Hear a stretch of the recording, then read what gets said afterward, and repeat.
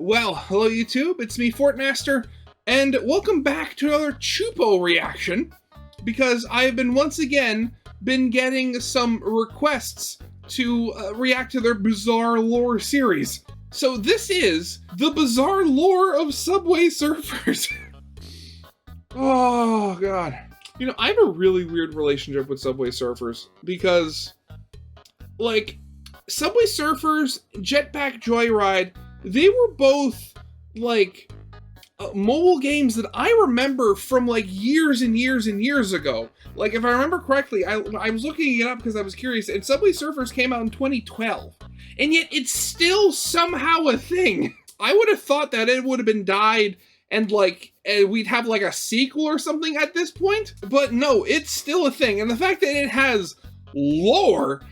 And with that, I hope that at least some of the lore has to deal with at least, like, some of this Byzantine, like, rail infrastructure that he's running through, because the trains that he that are either parked here or coming back the other way make absolutely no sense. So I mean, granted, there was the whole thing with, like, the lore of Talking Tom and Friends. So I mean, did Subway Surfers have some sort of weird show that they either put out on YouTube or tried to get on TV for something? And is that where the lore is coming from? Or is there some sort of weird website ARG sort of deal going on here? Because, I mean, I've said this every time I've watched one of Chupo's videos, but this stuff is weird. So yeah, I guess no lollygagging, let's get into this then. So yeah, of course, as always, original video is linked in the description if you haven't seen it yet for some reason. Corner video will link to my Let's Play of the day, and yeah, let's get with all that out of the way, let's get this thing started then, shall we? Throughout the years, Subway Surfers has remained a tyrant in the mobile game world. However, beneath all of the success lies pieces of a story that, when all connected, create a fairly complex story that nobody has seemed to look into. So join me as we unravel this series and figure out what exactly has been going on. Hi everybody, I'm here in the desert. Don't know which one, don't know why, but based on the heat, I don't think I'm gonna survive. But that's not important. If I find water, that's great. But anyway, Subway Surfers is a household name at this point. You probably recognize it for that one mobile game, but trust me, there's so much more to it. Subway Surfers takes place on a modified version of Earth. This is an Earth where technology is slightly more advanced. Civilization has started to colonize the oceans, and train yards stretch hundreds of miles, but only like 40 feet wide. The first major time point is on May 24th, 2012, when the game originally was released, and where the first major event takes place. 3 kids start this saga by sneaking into a train yard and tagging the trains all around. Of these 3, we got Jake, the rebellious kid who loves eating and committing mild crimes, Tricky, who comes from riches and is hiding this life from her family, and Fresh, who's just like a dude who's happy to be here. He is the token black guy. You always gotta have one. But anyway, while doing the illegalness of a graffiti, Jake gets spotted by the train yard guard and begins the first endless run. This is Ted Lutz, better known as the security. He is the most powerful character in the universe. He's considered the antagonist, but truthfully isn't that bad of a guy. Just a dude with anger management issues hellbent on serving middle schoolers justice. Don't believe me? Across literally billions of attempts of these kids trying to evade the guard across every corner of the world, they have not once managed to escape him. He is the amalgamation of the indomitable human spirit. Whatever he puts his mind to ends up happening. Now, if you're asking why... Yeah, I guess he would win every single time. I never thought of that before. Because I know, you know, with Subway Surfers being an endless runner, you know, the whole thing is you need to, you know, you're running away from something, you know, i.e. Ted here. But yeah, with it being an endless runner, you are destined to fail every run eventually. And when you do, Ted captures them. It's this sort of simple world building here that, like, sometimes just absolutely flies over my head, and I don't know how I function in normal everyday society with so many holes in my brain. Why the main crew can travel across the world so frequently. We'll get into that in a bit. The one thing that absolutely needs to be discussed is the hoverboard. Now, the hoverboard actually has an origin story that we would see throughout the entirety of the Subway Surfers animated series. Okay, so there was an animated series. Jeez, again, these weird... The animated series is popping out of everywhere. So, okay, I'm curious now. How long did this thing run for? 2019, 2018? Okay, so this is recent. Oh, wait, don't tell me. Are they still making this? It started in 2018. Not seen any new episodes since 2019. Okay. Again, the fact that they're... What is it with these mobile games making cartoons? It is so weird. First season takes place at least 2 days before May 24th, 2012. I lied earlier, this is actually the first entry in our timeline. That was a complete fallacy. I already introduced the first 3 main characters, but we have a 4th pal, Yutani. Now, Yutani, in my opinion, is the most important character of the cast. Long story short, she's basically motherless Jimmy Neutron. Like, actually, it's just Jimmy and Hugh Neutron. But this first season is kind of weird. All 11 episodes take place in an incorrect order. Episode 1 is chronologically the 3rd, the 2nd is the last, the 3rd is the 1st. We're gonna look at this in its correct order, which is laid out like this. Why would you do that? I'm not talking about, like, Chupa watching in this order, but why would you release them in this order? I mean, I know there's non-linear storytelling, but come on, this is ridiculous! Starting in episode 3, Tricky's real name is revealed to be Beatrice. Normally, I would question a name like Tricky, but this is one of those cases where either name is a lose-lose. Tricky has a ballet recital today. I promise this goes somewhere cool, but her mom's kind of preppy and overwhelming. Her dad, not so a real much. Karen. There's a very consistent trend of supportive father figures throughout the show. It's a weird thing. I hate Jake, and coincidentally, he's the only one without a father. Coincidence or correlation, I don't know. As she's about to... I mean, having a very supportive father, I mean, it's better than the alternative. I mean, how many shows are either, you know, the father is an absolute idiot, or is like almost abusive? Like, why? Why is that a thing? To head out to change her clothes to go skate to her recital so she can change back into the recital clothes and waste everyone's time. Her mom chases her and gives her the family heirloom so she'll look good when she bombs the routine. But don't worry, it's not important. What is, though, is that their yard worker was recording the whole interaction and sends it to a suspicious Dropbox. This will be important soon, but until then, we need to talk about what everybody else is doing until this. Yutani ignores the entire recital thingy, trying to make a weather machine, and fails at first, but thanks to her, once again, supportive father, who happens to be a retired pro skater, he supports her, and it technically succeeds. This is also when it's revealed Yutani's a streamer, and she genuinely wears the alien costume everywhere. The child is lacking self-respect.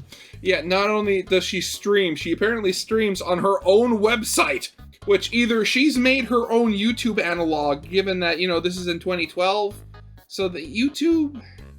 How big was YouTube in 2012? I mean, obviously not as big as it is today, but it was still a different beast than it was today, so... Fresh gets struck by the machine and the rain, then Jake declares he's hungry, so they go to Yutani's dad's restaurant house place called Skate Heaven. Jake tries to eat the most fries possible. This results in him getting hospitalized, but still making it to Tricky's ballet recital within a half hour. Okay, so... I can understand, you know, it's the whole chubby bunny thing, trying to stuff as much into your mouth as physically possible. But they're French fries. You know, if they're done correctly, it's crispy outside and a light, fluffy interior. How crispy is the outside there that you can't get your mouth shut? Like, even just like using your hands to force your jaw shut. I mean, they're French fries. I mean, granted, you know, that being said, there is the whole choking hazard thing of, you know, clamping your jaw shut, and then you have that giant glob of deep fried potato in your mouth that might have to, you know, try to go down your throat. With a very normal-looking audience, and there's nobody suspicious within it. Tricky's dance goes horribly wrong, but Jake decides to rig the score in an act of kindness, and to celebrate, Yutani meets up with the 3 of them at their train yard halfpipe. Just a bunch of talking, Tricky has an existential crisis about her life, Jake almost gets hospitalized for the 2nd time within a half hour, and breaks his at-minimum cost $30 skateboard over a $5 bet, and Yutani during all of this is using her metal detector until all the metal objects surrounding them starts levitating. The metal detector then shoots him into a hole and shoots him out with an all-new turbine, and this is what immediately gets the children thrown onto a watch list. Oh heavens and cheese, now we got the Secret Society. Their organization name might also be Infinity, but the Secret Society sure is a secret society, so we're just gonna call them that. What? So they got... So the metal, all the metal got sucked into the hole, and when they came out they had like some sort of weird turbine? What?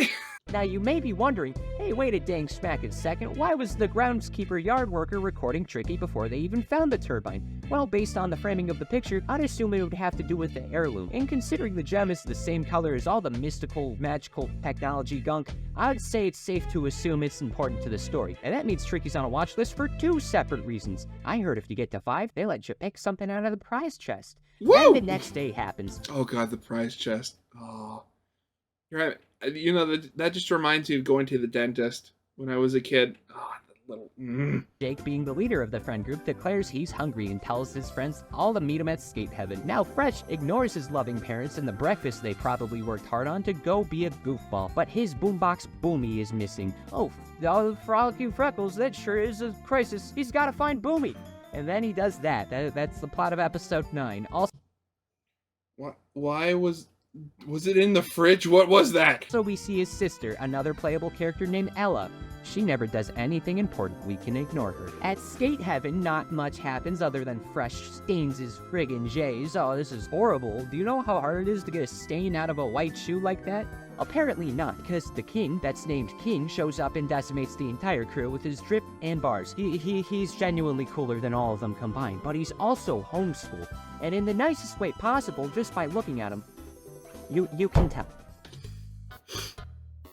Wait, so is the name King, mockingly calling him that, or is it like done as a show of respect? Because I could see it going either way, honestly. After this, the gang goes skating and tries to teach Yutani how to skate. It's mostly a failure, then Jake once again decides he's hungry and goes back to skate heaven. This section's mostly filler with the exception of like some weird tremor thing going on at the episode. It's never brought up again. Later, Yutani brings everyone back to the train yard to show what she's discovered relating to the turbine. Most importantly, that it's creating a real, functioning hoverboard. Not much happens other than, again, Jake flops pretty dang hard, but this time there's someone new watching them.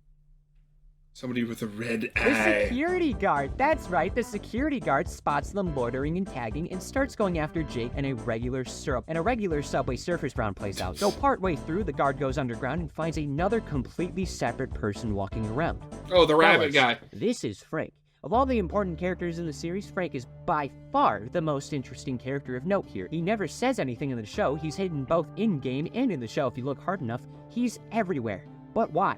Well, this episode gives us the best view of what exactly Frank does and why he matters.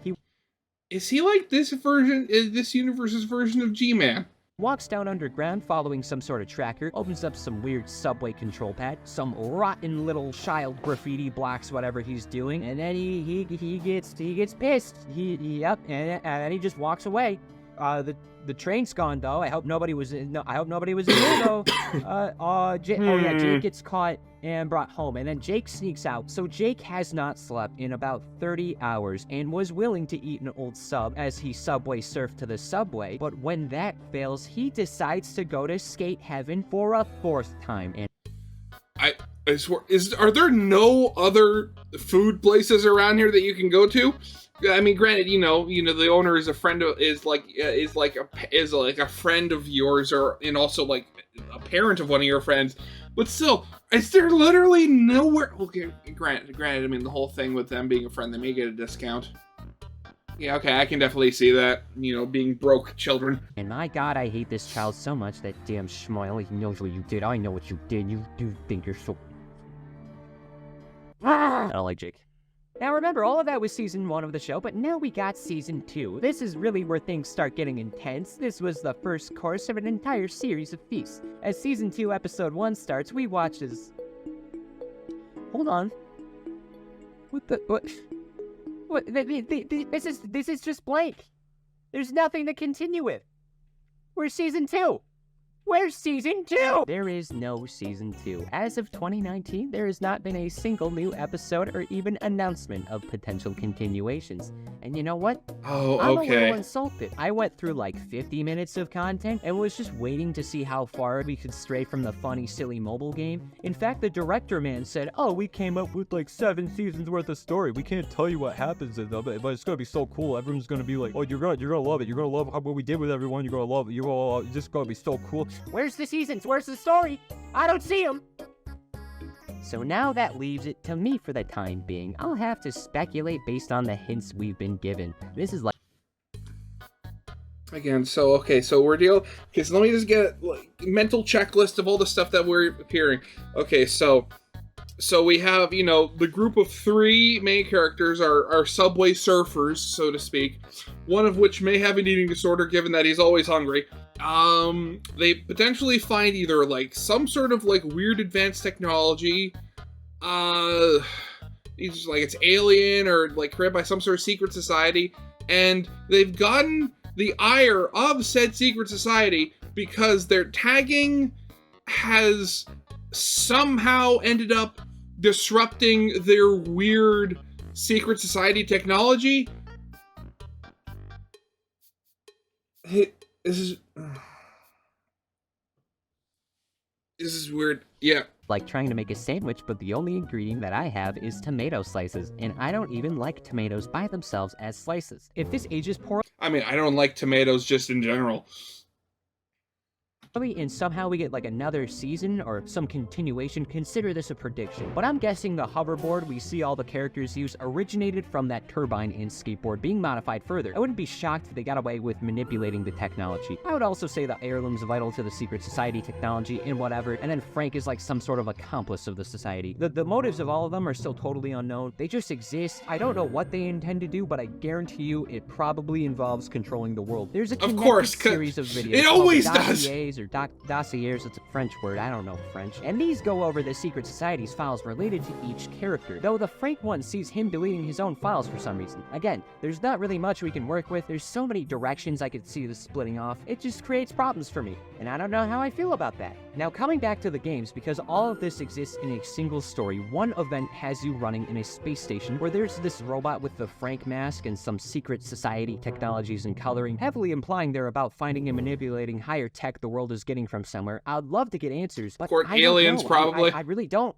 Along with that, there's some aliens that the Society have captured, and these are actually heavily implied to be connected to a separate series connected to Subway Surfers. The creators made another endless runner called Blades of Brim. And I'm gonna be honest, this game was significantly more fun than Subway Surfers. The level layouts actually had more with them, and I liked it. In this game, a gang of warriors from all across the world gotta beat the Goon Lord, because oh no, the Goon Lord is gooning, and he's making his goons goon. Let's The Goon Lord? Oh god, modern parlance. What have you done? stab them. So that's cool. This might be a plot hole though. The initial trailer of Blades of Brim had the guard playing it on his phone. This is simultaneously an in-universe mobile game, and also, you shouldn't be shocked by now, this silly kids game franchise that's been around for years has a multiverse. Of course it does! Why wouldn't it? I mean, I could very much see it potentially being where, you know, oh, we found this real world thing, but we need money, so let's make a game based on the real world thing in world. Yeah, why not? Wow. That's really like the way to go for all these types of games. I promise you, I'm not forcing it. It's just that every single moderately popular franchise has some sort of alternate dimension or multiverse. Oh boy! I think that's all. I am so tired of multiverse stories. From Marvel. Why can't we just stick in the same universe anymore? Why? All there is related to the Society, but there's actually a few sequel games. So let's take a look at them. So sequel December books? 23rd, 2019, Subway Surfers Airtime is like this 2D exclusive racing game that's exclusive to Snapchat games for some reason. If you want to play this game, you have to go into a Snapchat DM and select the game, or at least you could, because Snapchat removed this feature in early 2023. I hope at least one person found out Snapchat games don't exist anymore because of this video and because of Subway Surfers. I mean, I didn't even know Snapchat games were a thing to begin with, given, you know, I don't use Snapchat, but, you know, I'm probably not the target demographic here. This was how I found out. July 7th, 2022, Subway Surfers tab. I forgot to mention that Yutani can board now, and that's character development, I think. Yeah, This one, everyone looks like a Muppet and they're being mischievous, but looking at the trailers, this game looks pretty fun. I think I'll have to check it out. Just kidding, it's an Apple Arcade exclusive, and I have enough self-respect to say that I'm not paying for a subscription service for mobile games. Apple, you can have as many fun, silly, unique, exclusive mobile games that I totally want to play as much as you want. But this is a test of integrity that I have been and will be continuing to pass. You are cracked out of your mind if you think I'm going to pay 15 schmuckos a month for this.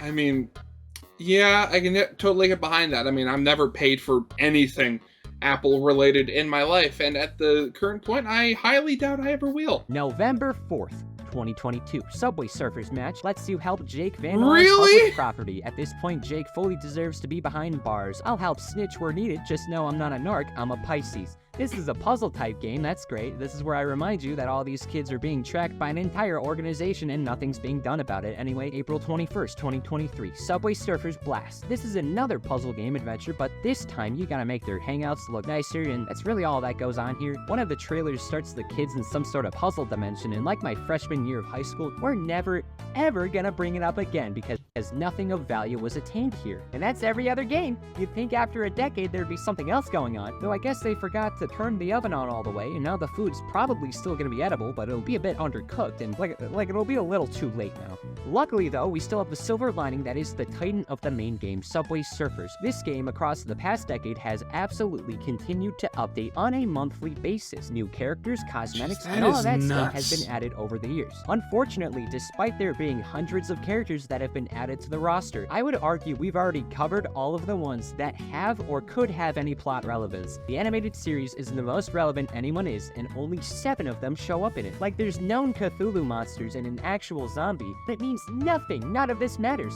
There's a Burger King skin. I own the Burger King. Frank goes to Burger King. It might be important. I don't know. They don't address any of this.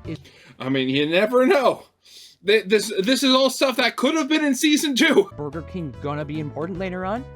I don't know. I would love to treat this like a situation where this is a goofy baby game and shrug it off, but there was, and still is, an attempt to continue the story through the tiniest hints that nobody seems to take note of, even though Really? What are they? millions of people have for sure seen this gameplay under their little attention span reducing TikToks. God, I yeah. hope the characters get royalties for all this footage, because now we got one teensy tiny little itty bitty baby question still up in the air, and maybe that extra cash from those royalties could help them out, but I can't help but ask, how do they manage to travel so much? After years and years of doing nothing but vandalizing train yards, these little freaks have managed to get to every corner of the planet and do what they always do, vandalizing other places. They're expanding their little atrocities, attacking baby penguins in the Arctic, drawing penises in Australia, going to Europe. All the bad things a person can do has been done by them. I mean, they do have flying skateboards, so, I mean, as long as they're not, like, Back to the Future hoverboards where you need, like, an external engine to propel them if you're flying over anything that isn't, like, solid ground that you can propel yourself over.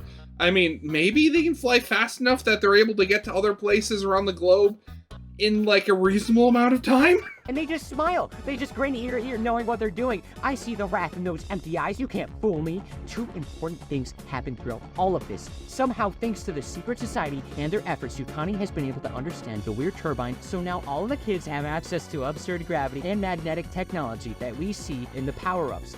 This is how they travel across the planet. They wake up, Yeah, literally, fly to yeah. Shanghai or something, indulge in crime time, and then head back home and do it all again the next day. That's all. These kids are able to do all this stuff just because they want to. No financial gain, no sightseeing, just train yard hijinks at every train yard. This is also how they recruit new kids. Every location they get a couple new Subway Surfers to join their crew and take the operation even further. None of this technology is shared with the world, despite the amount of money these kids could earn and how much the world could potentially benefit. You just got to accept these funny little guys are using this gear to run around stupid places across the world and even beyond it, just because they can. And I mean, granted, one, they're kids, so, you know, not everything upstairs is fully developed. But 2, yeah, that is kind of sad that they have this potentially world-altering technology, literally anti-grav tech, where you can, like, make hover vehicles that don't require, like, blades or stuff like that. And literally all they're doing is just going around and vandalizing places. Like, they could become some of the richest people on the planet, I'd imagine, if they actually took this. Granted, I mean, I don't know how, like, trademark... Is there an age requirement for like, copyright and trademarks? Because if they're too young, maybe they might want to wait until they're a little older just to go through the paperwork. I mean, by that time, maybe somebody else might have discovered it. You never know. I can tell you, Jake knows what he's responsible for as the friend group leader. Never have a friend group leader. I promise you, they'll end up like Jake and his corruptive influence. So what do we do now? We need to fund season 2. I mean, you have to think with all of the potential traffic that the app might have gotten now, that given that, you know, it's underneath like every Reddit story that you see on like TikTok and YouTube Shorts. I mean, they have to have gotten, you know, some more revenue from that to fund a season 2. The world is at the mercy of whatever these 7th graders want. Who can stop this? Ted. The guard. Yes! Yes! I wasn't lying earlier. Every single day, he's following these kids to train yards and doing whatever he can to make sure they get served their proper justice. They can run as much as they can, but no matter what acrobatic Applebee's bullshit they pull off, the guard and his noble steed are always a second behind them, waiting for the slightest slip-up on their run to snatch them up, send them home, just so they do it again the next day. He is a modern Sisyphus who deserves the world, and so much determination literally radiates from every crevice of him in those khakis of justice. The guard solo's your favorite verse, and the Burger King. He might not even be getting paid for this. He just hates vandalism that much, and good for him. Honestly, what did Mumbai do to have Jake exist? And I just know this kid's fuming every day, every waking moment, running from him, never being able to escape those stupid eyebrows thickened by a single nanometer every time he's caught. They're so thick, you could fit an entire Hampton hotel in there. Okay. They are very thick eyebrows. I know for certain so far. This has yet to conclude a story, and has been mostly stagnant for years. So much could branch from here, but nothing's done about it. We're just in an endless limbo with no escape. Just like these train yards, who knows when it will end, if ever. What's the deal with the heirloom? Why is Frank everywhere, including Burger King? What does the guard eat to have this level of cardio? We don't know. And honestly, that really does suck. All we know what is the chest? That Frank put Jake on some sort of list. Frank undoubtedly is set to be important. This technology is wanted, but again, nothing was ever done about it. So ultimately, we're back to square one. What the average person sees Subway Surfers as. That being an endless runner where the guard always catches the surf is exactly what's been playing out this entire time. You can remove any fraction of the built-up story, and currently, nothing would change. It was set up and never followed through.